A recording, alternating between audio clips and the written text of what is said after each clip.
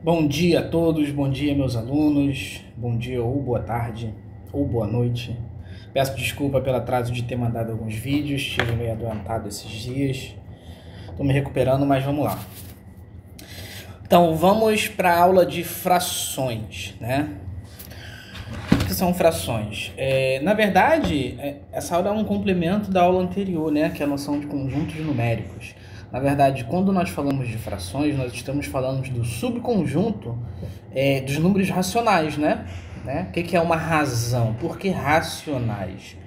Porque são números que podem ser escritos na forma A sobre B, né? Nós vamos ver mais à frente. Então vamos lá, frações. Vou só botar a anotação aqui do conjunto dos números racionais a qual pertence, né, as frações. Frações representam parte de um todo. Uma fração é formada por duas partes, o numerador, né, e o denominador. O numerador é a quantidade de partes consideradas e o denominador é o número total de partes em que o todo foi dividido, né? A notação da fração é essa daqui, A sobre B. Aí eu coloquei aqui, sendo A pertencente ao conjunto dos números naturais, certo? Entre 0 até o infinito.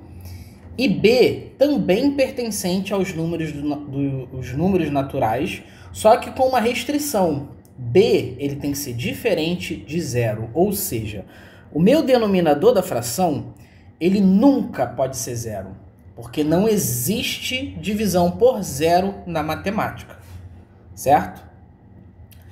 Então vamos lá. Como se lê, né? 1 sobre 2 nós lemos 1 meio. 3 sobre 4 nós lemos 3 quartos. 5 sobre 8 nós lemos 5 oitavos, né? E o que representa esses números? Esses números na forma fracionária só representa um número decimal na reta numérica.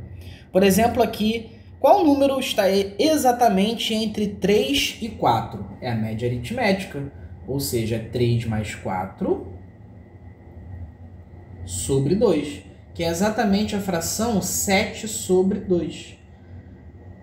7 sobre 2. Mas o 7 sobre 2, ele é apenas uma representação do número que é 3,5.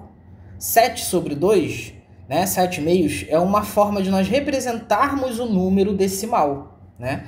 É a representação fracionária de um número decimal. Na fração A sobre B, se A for menor que B, então a fração é própria, ou seja, por exemplo, 3 sobre quinto, 3 quintos. Como 3, que é o numerador, é menor do que 5, então a fração é dita própria. Se A for maior do que B, por exemplo, como eu coloquei anteriormente, 7 sobre 2, a fração é dita imprópria, certo? Então vamos à noção de fração, né? Foi dito que a fração ela é parte de um todo, né? Então vamos aqui para o clássico exemplo da pizza. Eu propus em sala de aula o seguinte exemplo. Se eu pegar essa pizza que é partida em 8 pedaços, se eu comer 8 pedaços dessa pizza, de um total de 16 pedaços, 8 é o total. Se eu pegar 4 pedaços dessa pizza de 8, que é o total, e eu pegar essa pizza e comer 3 pedaços de 6, que é o total, em qual das duas situações eu vou ter comido mais? O que acontece? Nós não devemos olhar simplesmente para o número, porque ele pode nos confundir. A gente deve olhar para pizza, ou seja, se eu comi 4 pedaços de 8, aqui eu comi meia pizza. E se aqui eu comi 3 pedaços de 6, eu também comi meia pizza. Então, na verdade, eu comi a mesma quantidade. Então, por que nós temos frações diferentes para a mesma quantidade de pizza que foi consumida? O detalhe está bem aqui, ó.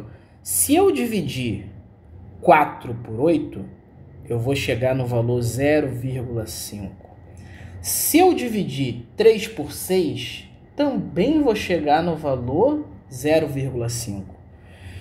Então, onde está o segredo? O segredo é que as frações elas são ditas equivalentes. São frações equivalentes a uma única fração que a gente chama de fração irredutível. E ela é o que representa esse valorzinho na reta numérica. Então, por exemplo, nós temos a fração 4 sobre 8. E temos a fração 3 sobre 6. Também poderia pegar a fração 5 sobre 10. E eu tenho infinitas frações equivalentes a uma única fração que representa todas elas, que é 1 sobre 2, ou meio. Exatamente meia pizza, que foi a parte consumida nas duas situações. Certo? Então, como que a gente compara e identifica que tudo isso aqui é igual? Através da simplificação de fração. Né? Então, como que a gente procede? Primeiramente, nós anotamos o conjunto dos números primos. Né? Lembrando que são primos. Primos são números que são divisíveis, tem apenas dois divisores, 1 e ele mesmo. Então, vou colocar aqui os primeiros números primos. 2, 1 não entra, tá? Porque o 1 só tem um divisor. 3, 5, 7, 11, reticências. Então vamos lá, a gente vai partir daqui para aprender a simplificação de fração. Então como que eu simplifico a fração 4 sobre 8 do exemplo anterior? Eu vejo a partir do primeiro número primo. Vou pegar o primeiro, 2. Eu consigo dividir o numerador por 2? Sim. Eu consigo dividir o denominador por 2? Sim. Se eu consigo dividir simultaneamente os dois números, eu faço a divisão. Dividir por 2 em cima e por 2 embaixo. Vai resultar em 2 sobre 4. Consigo fazer novamente? Sim. Então, simplifico novamente por 2 em cima e embaixo. Tem que ser sempre em cima e embaixo, tá, gente? Não pode simplificar só o de cima ou só o de baixo. Aí você vai estar alterando a fração. Então, vamos lá. 2 dividido por 2, 1. 4 dividido por 2, meio. Cheguei na fração meio, que é o que a gente chama de fração irredutível. A partir daqui eu não consigo reduzi-la mais. Então, vamos agora pegar 3 sobre 6. Da mesma maneira, pego o primeiro primo, certo? 2, consigo dividir embaixo e em cima? Não, apenas embaixo. Então, eu vou passar para o próximo número primo, que é o 3. Consigo dividir em cima e embaixo por 3? Sim, então agora eu consigo simplificar. Vou dividir por 3 em cima e por 3 embaixo. 3 dividido por 3, 1. 6 dividido por 3, 2. Cheguei novamente na fração meio, que é a fração irredutível, que representa na minha reta numérica, que aqui entre 0 e 1, exatamente esse ponto aqui, ó. Representa o ponto 0,5, certo? E como que eu transformo isso aqui nisso aqui? É só fazer a divisão. Não é uma divisão? 1 sobre 2 não é 1 inteiro dividido por 2? Então, 1 dividido por 2. Então, vamos lá. Como eu não consigo dividir 1 por 2, eu acrescento o 0 e a vírgula aqui e o 0 no número que eu estou dividindo. Agora, 10 dividido por 2, 5. 5 vezes 2, 10. Vem para cá negativo, menos 10. Resto, 0. Cheguei na divisão, né, no número decimal que eu queria. 0,5. Agora, se eu quiser fazer agora o processo inverso, se eu quiser transformar isso daqui em uma fração, qual fração irredutível que representa o 0,5 na reta numérica? O processo é o seguinte: eu vou multiplicar e dividir simultaneamente por 10. 0,5. Multipliquei por 10 em cima e dividi por 10 embaixo.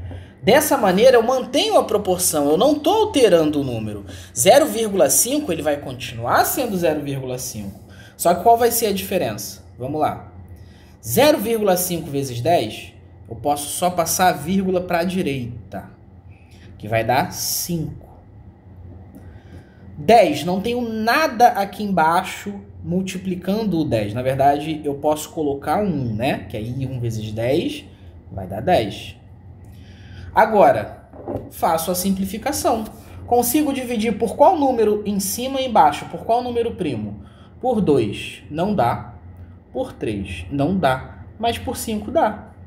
Então, 5 dividido para 5 e 10 dividido para 5. 5 para 5 dá 1. 10 para 5 dá 2. Cheguei na fração irredutível que representa o 0,5 na reta numérica. 1 sobre 2. Beleza, pessoal? A gente fica por aqui. Na próxima aula eu vou passar como transformar dízimas periódicas, né? São números que têm infinitas casas decimais repetidamente. Como transformar esses números decimais em fração. Então, fiquem na paz. Até a próxima.